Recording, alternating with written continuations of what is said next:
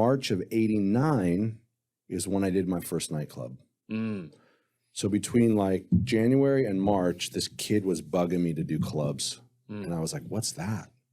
A club? What's that? I didn't even know what that meant. I knew a couple people in LA. I didn't know anybody, really nobody. And he kept pursuing me and pursuing me and pursuing me. And some friends of mine that happened to be fashion designers at the time were like, you got nothing to lose. Why don't you try it? Give me one of those talks, you know, where you're just like, what do you got to lose? Yeah, right. Well, I guess I don't have anything to lose. Okay, let's do it. And I remembered that I had gone to like a weird frat party with a friend of mine who went to USC, and we got on a bus. God, I didn't go to college, but I guess you get on a bus and you go to a party and they keep you all from drinking and driving. They put you on buses. They're like, there's like back. 20 buses. Yeah. Take you back to school, right? I mean, I guess it makes good sense. Yeah. Keep you safe, right? So I said, oh, I know this place where we went to this party, this USC party. It was cool. And we went there and we got that place. And that's where we did our first club in Hollywood. And it was you know, I didn't really understand what happened at that moment in time until I read Outliers.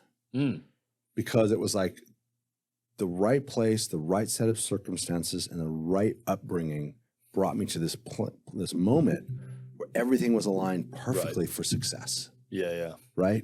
That's the Malcolm Gladwell Outliers thesis. Malcolm Gladwell, right? Where I was just like, there was no other big Hollywood party that night. There was no other promoter doing a big party. There was no celebrity doing a party in Hollywood. There was no rock star having a show at the Hollywood Bowl.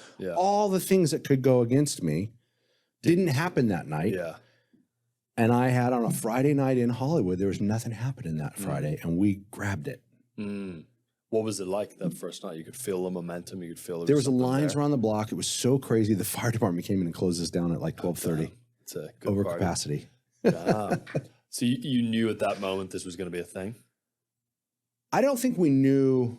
I didn't know at that moment, but we did it again.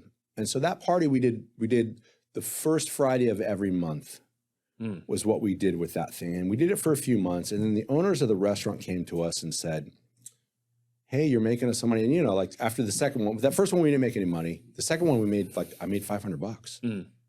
And for a kid who was like massive from making minimum wage, some $500 $3.30 cash. an hour or whatever it was. To getting $500 cash in your hand. I was like, what the hell just happened? Right. So the owners of this restaurant was this old Russian restaurant called Misha's. They were like, why don't you do something every week? Because we're making them money. We're like, okay. And this is where my entrepreneurial story starts, I think. So we sit down and negotiate with them, and they say, we start the negotiation. I'm like, whatever the deal is going to be. Like, I don't know. What do I know? I'm fucking 19. I don't know. And they go, we'll give you half the bar. And me and my buddy are smart enough to know, like, we say, great, we'll take it. Negotiations done. Right? So we're getting half the bar. And somewhere in my brain, I have no idea where this comes from. I have this marketing idea.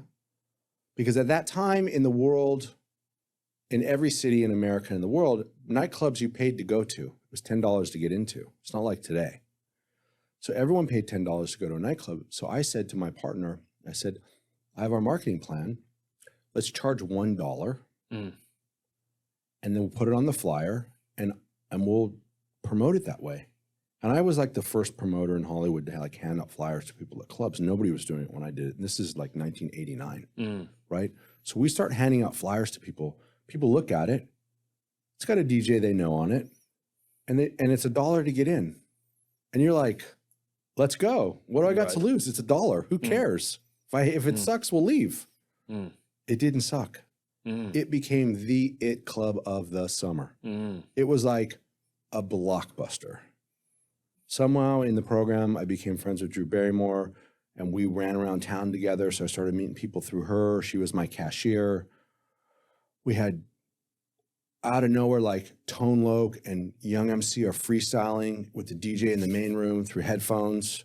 The Beastie Boys are in the side room with these DJs, because in those days, DJs would travel the world to find 45s and 12-inch records. Like you would go to Cuba or London or anywhere you wanted a record or a beat from a different country, you had to go to that country. You couldn't find it in America. Very rare. Like, you go to the import section at Tower Records and it was like, there's one box, crate, one box, and then there's 3,000 crates of non-imported records. So and the imported consists of the world. So it'd be like 3 records from Jamaica, 1 record from Japan, 1 record from Germany. So these guys were like known for like going all over the world and having the best collection of 45s. So like the Beast Boys would come in from New York and they would fucking be on the turntables with them, like just hearing these beats these kids were doing because they were so ahead of their time. And it just became this crazy, like Emilio Estevez is in line, Robert Downey Jr. is in line. Like it just was this club that just became the club of the summer in 1989. It's called Papa Willie, and it was legendary at that time. And anyone who was of that time and knows it knows exactly what I'm talking about. If what you've heard on Flow Research Collective Radio has been helpful, please consider doing us a solid and leaving us a review on Apple Podcasts, Spotify, or wherever you are listening to this. Reviews help us connect to a wider audience so we can get these peak performance principles out to more people.